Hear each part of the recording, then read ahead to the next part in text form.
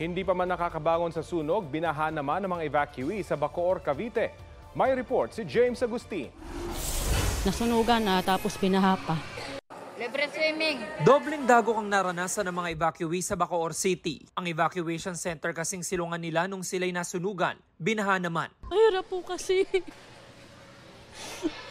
Tapos manganganak pa ako. Pati itinabi nilang relief goods na lubog sa tubig. Sobrang bilis po kasi ng tubig kaya yung mga bigas po namin nasayang po talaga. Ayon sa lokal na pamahalaan, nasa 2,000 individual ang muling ililikas sa panibagong evacuation center. Hindi pa kasama riyan yung mga residenteng lampas bahay ng baha.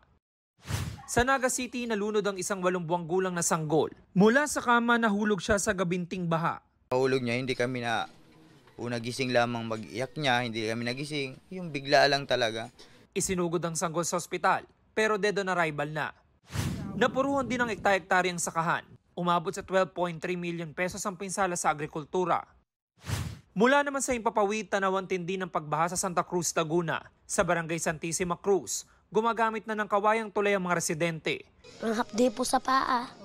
Mahirap pong laging nabaha, kasambaho pa po ng tubig.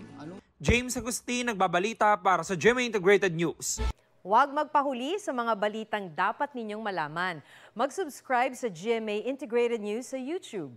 Sa mga kapuso abroad, subaybayan nyo kami sa GMA Pinoy TV at sa www.gmanews.tv.